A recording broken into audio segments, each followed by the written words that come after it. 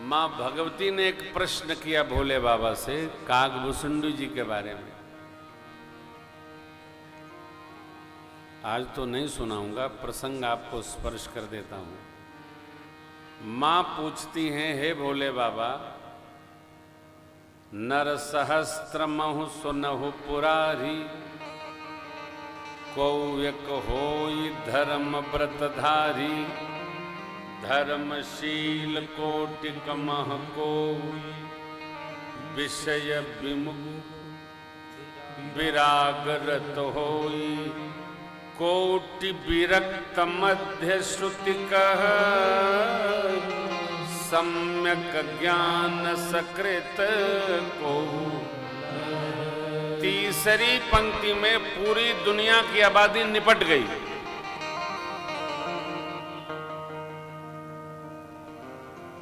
एक खरब संख्या बता दी मां भगवती। 3 पंक्ति और है और अंत में कहती हैं मां, सो हरि भगति काग किमि पाही, विश्वनाथ मोहि कहू। तो ये सब व्यर्थ की बात है, कोई अर्थ नहीं। धर्म आचरण करते चलो, सत्य का अनुसंधान करते चलो, भगवत भक्ति 9 में से 1 पकड़ लो, रमते चलो।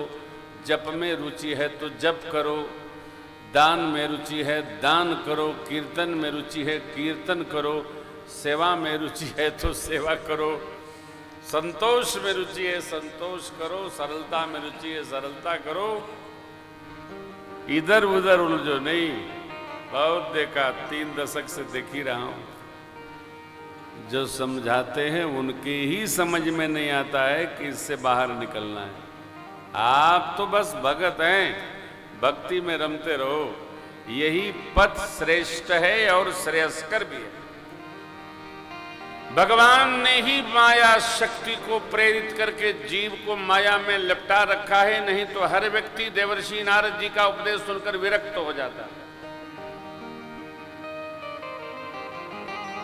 अपने जब तक सताते नहीं है तब तक जीव को ब्रह्म ज्ञान नहीं होता है। जब अपने सताने लगते हैं तो जीव भाग के तीर्थ में जाने लगता है और फिर कहता है, संसार के लोगों से आसान किया करना, यहाँ कोई नहीं अपना, सिया राम जपा। इसकी जानकारी पहले नहीं थी क्या? जब आदमी परिवार वालों से दुखी होता है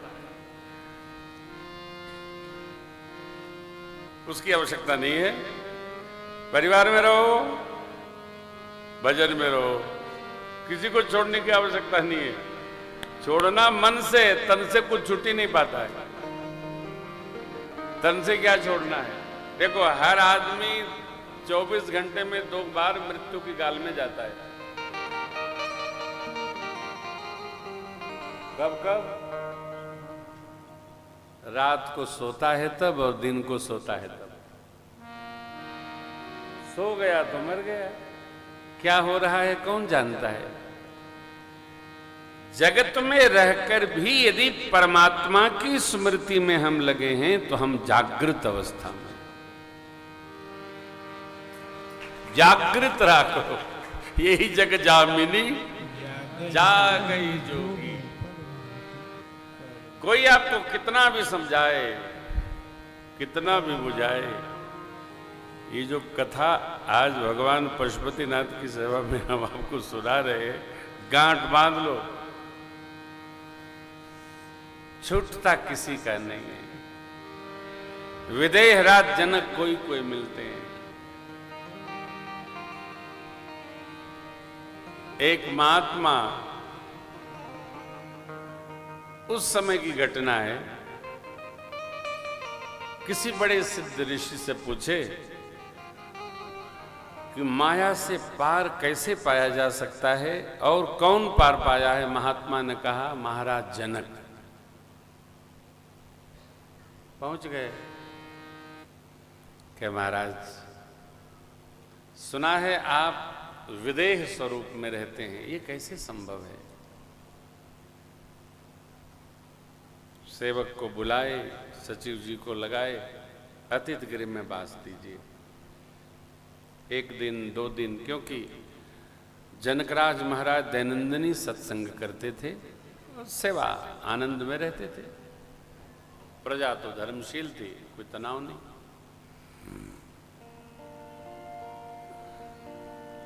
समय आया, नित्य महाराज कहें आप कुछ बता नहीं रहे हैं। बोले महाराज बोध का समय होता है, जब समय आता है तभी बात आती है। उपयुक्त समय आएगा तो चर्चा करेंगे।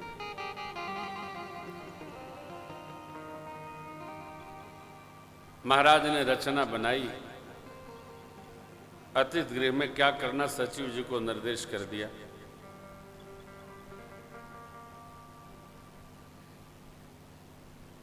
महात्मा जी को लेकर मां दूधमती के तट पर टहलने चले गए। सत्संग भी होगा, कुछ दर्शन भी होगा मां का। गए, इतने में सेवक ने आके कहा महाराज अतिथि गृह में तो अग्निदेव ने प्रचंड ज्वाला उत्पन्न कर रखी। महाराज अवस्थित रहे, बोले जिसका कार्य है उसको सौंपो, सत्संग में लगे रहे। लेकिन जो महाराज गए थे उन्होंने कहा महाराज मेरा सामान तो सब उसी शाले में है, अतिथि शाले में। बोले कोई बात नहीं महाराज, अतिथिशाला मेरी है, फिर हम आपको नया बना देंगे, क्या लेना देना, चलिए चलते रहिए। थोड़ी दूर चले, फिर वो ध्यान आया, थोड़ी दूर चले, फिर ध्यान आया। सत्संग की स्थिति में जनकराज महाराज और अपने सामग्री की स्थिति में वो महाराज। अब महाराज जो गए थे सत्संग करने, ब्रह्म बोध लेने, उनको तो उथल पुथल होने लगा। तो महात्मा महाराज विदेहराज जनक ने कहा महाराज अग्नि हमारे अतिथिशाले में लगी है और आप उद्विग्न हो रहे हैं, कारण क्या है।